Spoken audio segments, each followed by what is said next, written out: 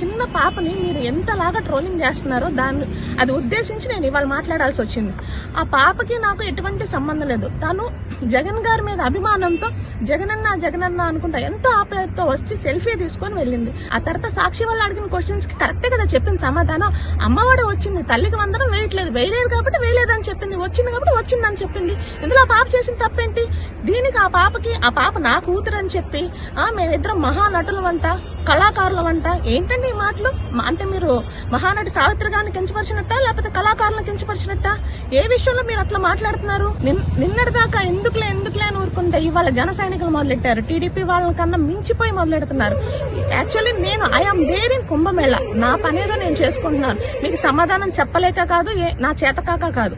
నన్ను అన్న వాళ్ళందరికీ ఒక రోజు అనేది వస్తుంది, సమాధానం తప్పకుండా చెప్తాను, వెయిట్ అండ్ సీ. బట్ ఆ పాపని ఈ రోజు మొన్న కూడా అంతే, బెండపూడి స్టూడెంట్స్ ఇంగ్లీష్ ఫ్లూయెన్సీగా మాట్లాడితే ఎంత ట్రోలింగ్ చేశారు. ఆ పాపకి 500 అబోవ్ మార్క్స్ వస్తే ఫెయిల్ అయిపోయిందని చెప్పి ప్రచారం చేశారు. ఆ పాప కన్నీళ్లు పెట్టుకొని మరీ చెప్పింది, నేను ఇంత బాగా చదివితే నన్ను ఇలా చేశారు, నాకు బతకాలని కూడా లేదు. ఆ పొజిషన్ కి తీసుకొస్తారు. ఎక్కడ చూసినా గీతాంజలిని చూసుకుంటే అంతే చచ్చిపోయే వరకు ఎంత ఆడుతూనే ఉన్నారు. ఇందులో మీకు ఏ ఆనందం వస్తుందో నాకేం అర్థం కావట్లేదు.